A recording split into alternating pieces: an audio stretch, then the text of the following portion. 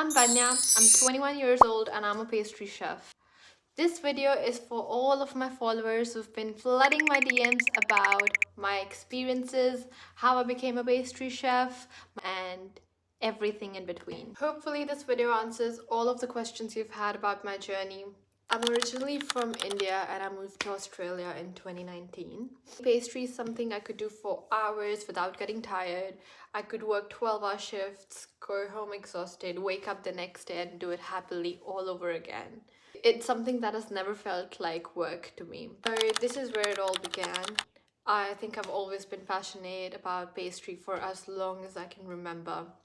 I think I was around 8 or 9 years old when I first started baking. I think I made a microwave cake and that was my first solo venture into baking. I'd experiment with different recipes, watch endless YouTube videos and teach myself. First, it was just a passion. I never really planned on making it a career. But the more I baked, the more I fell in love with it. And I realized if I could earn money doing something I'd happily do for free, why not make it a career?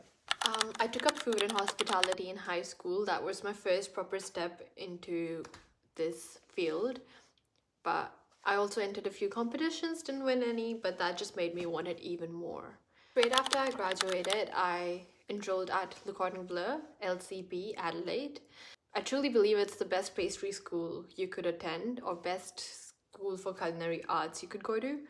I studied Certificate 3, Certificate 4 in patisserie and an advanced diploma in hospitality management. I get lots of questions about why I chose LCB and not some other school. Purely because that was the best option available in Adelaide. There's either TAFE or LCB UK. That is primarily why I chose that. So Certificate 3 included 6 months of on-campus training and then 6 months of work placement.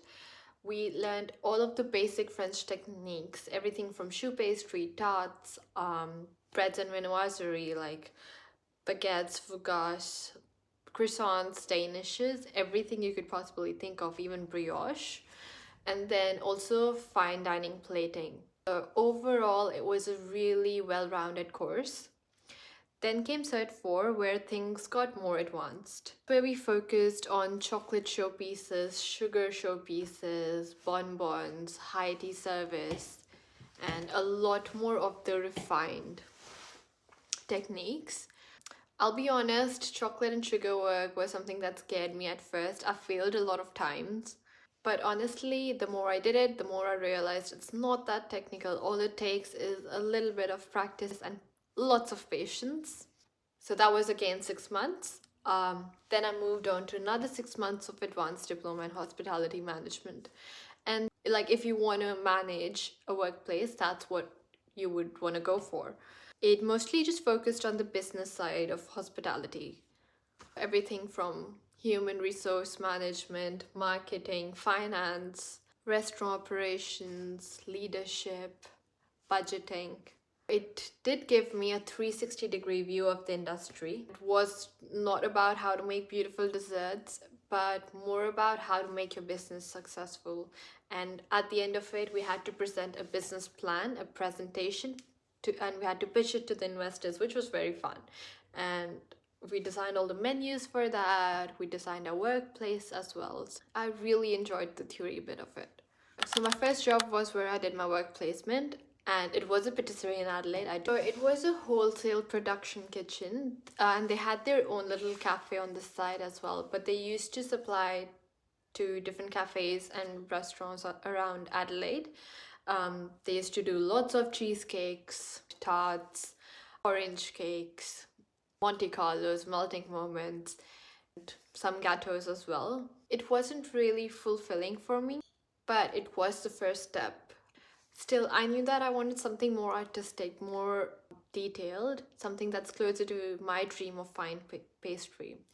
Straight after that, I got my first big full-time job offer from Sofitel, Melbourne. It was one of the hardest yet most eye-opening experience of my life.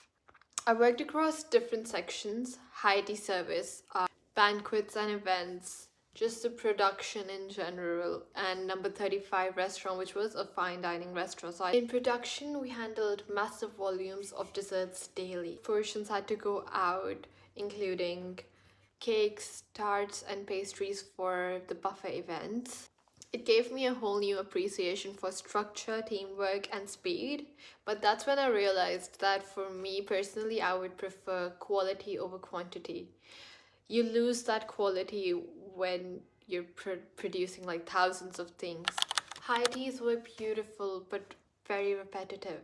They were just adaptations of buffet desserts but with different garnishes. That's where I wanted more creativity and more attention to detail. There was a lot of chaos behind the scenes, the freezers overflowing, poor organization, no consistency in plating. Everyone had their own idea of plating, and training was not standardized. Quality often got lost in the rush. And as everyone would know, hospitality does not have a very good reputation for work-life balance, and that is exactly what I experienced. You do know when you're gonna start, but you never finish when the clock says so. You just finish when all of your work is done and you've tidied up. I was doing lots of overtime when I was at Sofitel. Managers would expect you to stay for as long as they'd like you to, which is again a red flag for me. I would say every experience teaches you something, and Sofitel taught me something that I didn't want. When I was at Sofitel, I did not really feel like I was fulfilling my potential, so I took up another job and I started taking up some shifts at Grill Americano. Well, I'm sure you would know them by their tiramisu that they serve on the table. For a few months, I worked 5 days at Sofitel and then 2 days at Grill Americano, sometimes finishing a shift only to enter into the next one. It was really exhausting, but I didn't really care because I was very hungry to learn new skills and gain experience. Service was very fast paced, but it only pushed me to level up and also to balance my time and not compromise quality at the same time. Those double shifts nearly broke me, but also built me, and they taught me what real passion for pastry means. And now's the time for turning point. I kept applying for roles across Melbourne, and I finally got a job at Koi Dessert Bar. That was a dream come true. The kitchen was beautifully organized, the ingredients were high quality, and the desserts looked like pieces of art. The attention to detail was insane. They used to use tweezers for almost all of the garnishes. A lot of people found it annoying, but I personally loved it. The products were stunning. Lots of mirror glazes, cocoa butter sprays, chocolate garnishes, lots of chocolate tempering. I was tempering a different kind of chocolate every single day, sometimes even 3 or 4 kinds. They used to come up with something new every single month.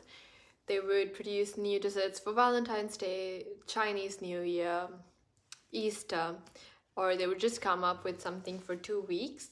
They also did catering for high-end brands like Prada. They used to make bonbons and cater for them as well. And also they used to host high teas. Koi really helped me level up my technique, skills, and confidence. And that's also when I first started creating content for Instagram. But that chapter unfortunately came to an end in May because I had to move back to Adelaide due to some personal reasons. It was the biggest gamble of my life. I was quitting my dream job. I had no job in hand and I was moving back to Adelaide, the place I left because there weren't enough opportunities. But luckily enough, I got a job as a pastry chef and now I'm working at Murati and Sanchi Patisserie. For now, I'm also focusing more on content creation and sharing everything that I've learned. There's a lot of exciting things coming up soon, so stay tuned for that. And my advice to you would be, if pastry is something that gives you peace and you could do it for hours and still smile, then that's your sign. People would always tell you to choose a safer career. Don't listen. Your life is your own. Their opinions are not paying your bills and definitely not fulfilling your hearts. Be disciplined, practice every day. Don't aim for perfection, aim for progress. And if you're still doubting yourself, then take this video as a sign that you can do it and start today. I'll be posting lots of tutorials behind the scenes and simplified LCB and koi level skills that you can learn at home and start from there. Because if I can start from microwave cakes to koi at 21, then I'm pretty sure you can do it too. Thank you so much for watching till the end. And if this is something that has inspired you, then do not forget to tag me on Instagram at Bakerholic. And I would love to see your creations and know more about your stories as well. If you still have any questions about how I got started or anything about my journey, don't forget to drop it down in the comment section below, and I would be happy to answer them all in my next FAQ video. Until next time, do what you love and the rest will follow. See you next time.